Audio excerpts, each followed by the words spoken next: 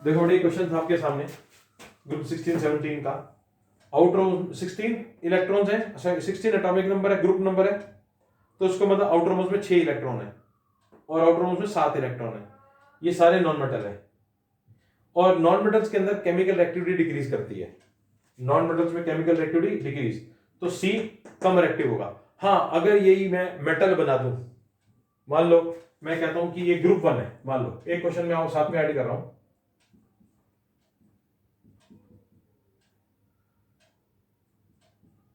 ठीक है, मैं अपनी तरफ से दे रहा हूं ये साथ में। अब मैं क्वेश्चन इसमें लिख रहा हूं, बताओ which is more active, D और ई।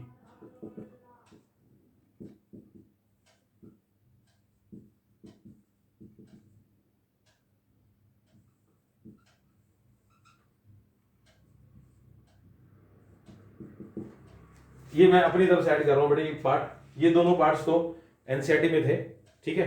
अब देखो बेटा, ग्रुप 1 है, ग्रुप 1 का मतलब आउटर मोस्ट में 1 इलेक्ट्रॉन है, ये सारे मेटल है, ये सारे मेटल है। मेटल का मतलब कैटायन है, गेन करेंगे, सॉरी लूज करेंगे इलेक्ट्रॉन्स, क्या करेंगे, लूज। अब बताओ बेटे कौन सा रिएक्टिव है, डी और ई। ग्रुप में डी और ई ज्यादा रिएक्टिव है क्योंकि शेल्स बढ़ेंगी तो जल्दी लूज करेगा, तो ई इज मोर रिएक्टिव।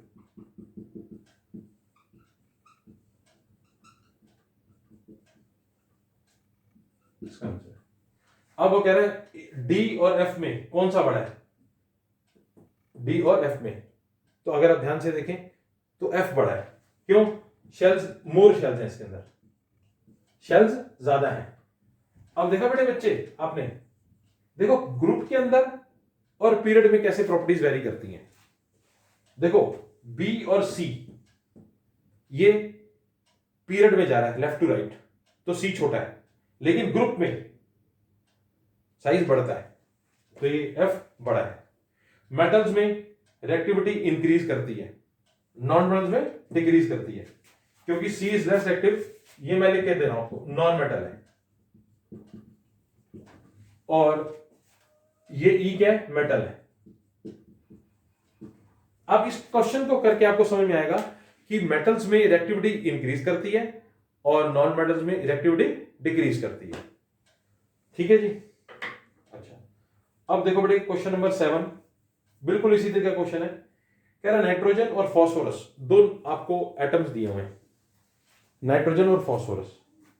अब वो कह रहा है कि आप चेक करके बताओ इसमें कौन सा ज्यादा इलेक्ट्रोनेगेटिव है, कौन सा ज्यादा इलेक्ट्रोनेगेटिव है। क्वेश्चन नंबर 7 है, देखो जी बड़ा सिंपल है। आप करेंगे क्या, नाइट्रोजन 2 और 5 इलेक्ट्रॉनिक कॉन्फ़िगरेशन, देखो जरा, फॉस्फोरस 2 8 5 इलेक्ट्रॉनिक कॉन्फ़िगरेशन।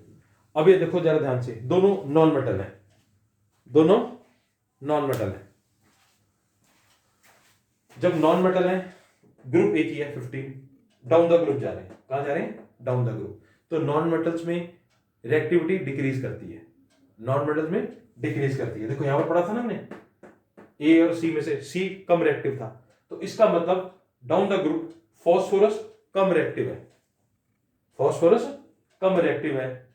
और जब रिएक्टिव कम होगा तो इलेक्ट्रोनेगेटिव भी कम होगा, क्यों, क्योंकि देर से गेन करेगा। इलेक्ट्रोनेगेटिव गेन करना और इलेक्ट्रोपॉजिटिव लूज करना, जो ज्यादा रिएक्टिव होता है ना बेटा, वो जल्दी लूज करता है और जल्दी गेन करता है, और जो कम रिएक्टिव है वो देर से गेन करेगा और देर से ही लूज करेगा। तो ये लूज देर से करेगा, जल्दी करेगा, सॉरी गेन देर से करेगा, ये गेन देर से करेगा, क्यों, क्योंकि इसका न्यूक्लियस से ना 5 इलेक्ट्रॉन्स दूर है, तो उनको गेन करने में थोड़ा टाइम लगेगा।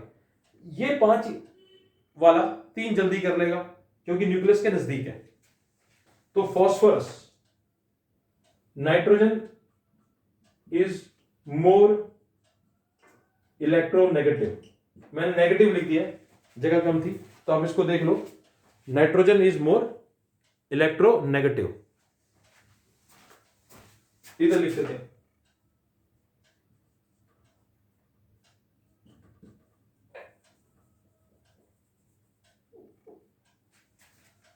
Nitrogen is more electronegative. नजर आ गया सबको? चलो, ये क्वेश्चन नंबर 7 था। ठीक है जी। उसके बाद है बेटे क्वेश्चन नंबर 8।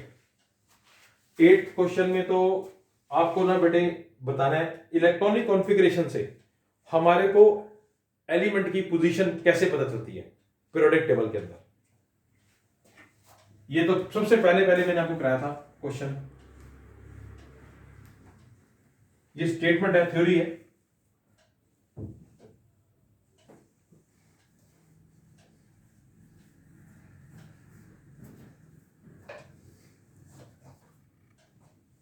देखो बेटे 8th क्वेश्चन में group number is given by number of valence electrons. Group number valence electron से पता चलता है। अगर किसी के आउटर मोस्ट में 1 इलेक्ट्रॉन है तो ग्रुप 1 है, आउटर मोस्ट में 2 है तो ग्रुप 2 है, आउटर मोस्ट में 3 है तो ग्रुप 13 है। ये आप एग्जांपल दे सकते हो। ठीक है जी।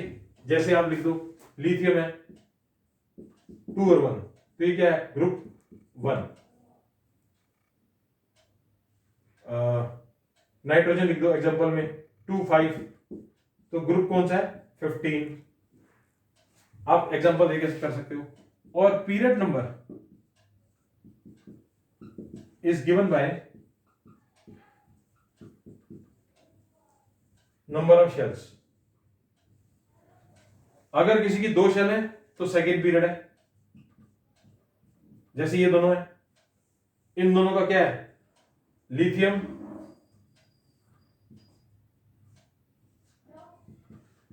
सेकेंड पीरियड है, पोटेशियम 2881 फोर्थ पीरियड है।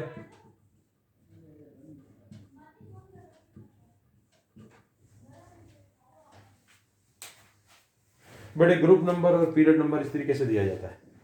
ठीक है जी। अब उसके बाद बेटे हमारा है 9th क्वेश्चन। आपको एक एलिमेंट दिया हुआ है कैल्शियम जिसका टॉपिक नंबर है 20। अब इसका आप अगर इलेक्ट्रॉनिक कॉन्फ़िगरेशन लिखें तो 2882। ये कितना है कैल्शियम का। अब वो कह रहा है कि इसके अंदर आप ये देख करके बताइए जितने भी आपको ये एलिमेंट्स दिए हुए हैं इनमें से इसके केमिकल सिमिलर कौन सा है, केमिकली सिमिलर कौन सा है। सबका इलेक्ट्रॉनिक कॉन्फ़िगरेशन लिखो जो दिए हुए हैं। 12 क्या होता है 12 282। 19 होता है पोटेशियम 2881 19 है पोटेशियम। 38 का कैसे बनेगा बेटे? देखो बेटे आपने 9th क्लास में रूल सीखा था कि पहली शेल में 2, अगली में 8 और थर्ड शेल में 18 होते हैं 18। लेकिन अगर उसकी आउटर मोस्ट शेल है तो 8 इलेक्ट्रॉन से ज्यादा नहीं होते, लेकिन इसमें इलेक्ट्रॉन्स 38 है। तो कैसे अरेंज करेंगे? देखो पहली शेल में 2 फिर 8 फिर 18। ये 18 क्यों आई पता आपको? क्योंकि इसके पास बहुत सारे इलेक्ट्रॉन्स हैं 18। अब क्या बचा 18 और 8 10 26 28। अब बचे 10 इलेक्ट्रॉन तो 10 इसमें डालो। अगर मैं 10 इसमें डालता हूं तो 10 इसकी आउटर मोस्ट शेल हो जाएगी। आउटर मोस्ट में 8 से ज्यादा नहीं आ सकते तो मैं इसमें क्या करूंगा 8 और 2 10 को स्प्लिट कर दूंगा 8 और 2। तो अगर आप ध्यान से देखें तो 12 और 38 ये दोनों के दोनों कैल्शियम से सेम है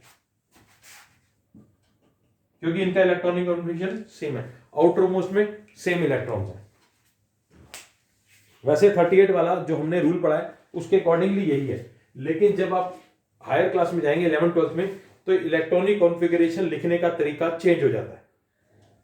1 से 20 तक तो सेम रहेगा, आगे एडवांस में क्योंकि उसमें 3 से 12 ग्रुप भी आ जाएगा, सब शेल्स आ जाती है अंदर। SPDF, वो आपको हायर क्लास में समझ आएंगे आपको। उसके बाद है बेटे क्वेश्चन नंबर 10, ये तो बड़ा आसान है, थ्योरी का क्वेश्चन है। मॉडर्न पीरियोडिक टेबल और मेंडलीफ दोनों को डिफरेंशिएट करना है, मॉडर्न को और मेंडलीफ को डिफरेंशिएट करना है। आप कैसे डिफरेंशिएट करेंगे मॉडर्न और पीरियोडिक मेंडलीफ को? देखो जी, सबसे पहला डिफरेंस, मॉडर्न एटॉमिक नंबर पे बेस्ड है, एटॉमिक नंबर, और मेंडलीफ एटॉमिक मास पे, सबसे बड़ा डिफरेंस है। दूसरा पॉइंट डिफरेंस क्या क्या लिख सकते हो? मॉडर्न के अंदर आइसोटॉप्स की पोजीशन क्लियर है, मेंडलीफ के अंदर क्लियर नहीं है, because it is based on mass number. और लिख सकते हो ग्रुप नंबर के बारे में, पीरियड नंबर के बारे में, जैसे मेंडलीफ के मॉडर्न के अंदर 7 पीरियड्स हैं और 18 ग्रुप हैं, उसमें लिख सकते हो 6 पीरियड 8 ग्रुप, ये डिफरेंशिएट हो सकता है। मतलब आपको ये डिफरेंशिएट बनाना है इसके बीच में, ठीक है। हाइड्रोजन की पोजीशन दोनों में क्लियर नहीं है आज भी, लेकिन हाइड्रोजन को प्लेस कर दिया गया है मॉडर्न पीरियोडिक टेबल में ग्रुप नंबर 1 में। तो आप इस तरीके से बड़ा डिफरेंशिएट आप खुद बना सकते हैं, ठीक है, मॉडर्न में और मेंडलीफ में क्या डिफरेंशिएट है, ठीक है। तो ये डिफरेंशिएट लिखना बेटा आपको, ठीक है। इसमें आप सिमिलैरिटीज दे सकते हैं, डिससिमिलैरिटीज दे सकते हैं। सिमिलैरिटीज क्या है कि इसके अंदर सारे सेम केमिकल एलिमेंट्स हैं, सबके अंदर केमिकल प्रॉपर्टी जिनकी सेम होती हैं उनको सेम ग्रुप में रखा गया है, ये केमिकल प्रॉपर्टी सेम है दोनों में, ये सिमिलैरिटी है। डिससिमिलैरिटी मैंने आपको बता दी है, ठीक है जी। और इसके ऊपर बड़े और भी क्वेश्चंस हैं, मैं कुछ क्वेश्चंस कराऊंगा। और बेटे आपने एक काम करना है, या तो आप एक बुक ले लो यूलाइक, सारे के बच्चे सारे, तो उसमें से क्वेश्चंस को सॉल्व करो। और अगर किसी को कोई क्वेश्चन समझ में नहीं आता तो मेरे को ना उसकी ना फोटो खींच के यूलाइक से स्क्रीनशॉट खींच के मेरे को भेज दे, मैं उस क्वेश्चन को समझा दूंगा बोर्ड पे। बहुत सारे क्वेश्चंस आपको यूलाइक में मिलेंगे ऐसे ही टेबल बना करके कि कौन सी चीज बड़ी है, कौन सी चीज छोटी है, एटॉमिक साइज, किसका मेटालिक कैरेक्टर ज्यादा है, किसका कम है। एक क्वेश्चन इसमें और आता है बेटे केमिकल फॉर्मूले बनाने का, वो आपको मैं पहले भी करा चुका हूं। केमिकल फॉर्मूले कैसे बनाते हैं, सबकी वैलेंसी होती है, उसको क्रॉस करते हैं। अभी ऐसा नहीं है कि हमारा चैप्टर खत्म हो गया, मैं नेक्स्ट क्लास में इसके और क्वेश्चंस आपको कराऊंगा अच्छे अच्छे, शायद सकता है वो यूलाइक में भी हो। तो आप यूलाइक ले लो, बहुत अच्छी बुक है। या कोई अगर आपने और बुक ले रखी है, आप सैंपल पेपर लो, सैंपल पेपर। अब सैंपल पेपर को सॉल्व करना शुरू करो, क्योंकि ऑलमोस्ट हमारा सिलेबस हो चुका है, अब मैंने रिवीजन करानी है। तो मैं पहले इसी की क्वेश्चंस कराता हूं आपको, और आप इसी को ही करो अच्छी तरह से, ठीक है ना। पीछे से रिवर्स शुरू करते हैं, ठीक है बेटा। फिर बाकी हम नेक्स्ट क्लास में करेंगे, क्योंकि चैप्टर हमारा खत्म हो गया। हाँ, आप इसके अंदर से बेटा देखो, इंटेक्स क्वेश्चन में पेज नंबर 90, पेज नंबर 90 पे आप क्वेश्चंस कर सकते हैं। कुछ क्वेश्चंस हैं वो करके देखें, मैं कराऊं, नहीं करूंगे तो मैं कराऊंगा, ये नेक्स्ट क्लास में हम क्वेश्चंस कराऊंगा मैं, इसके अलावा भी आपको कराऊंगा क्वेश्चंस। तो नेक्स्ट क्लास में हम चैप्टर को क्लोज करेंगे, अभी चैप्टर क्लोज नहीं है, क्योंकि इसमें मेरे को क्वेश्चंस कराने हैं आपको बस। चैप्टर्स आप प्रॉपर्टीज को पढ़ के रखो, याद रखो, मैं इसके क्वेश्चंस कराऊंगा नेक्स्ट क्लास में, ठीक है।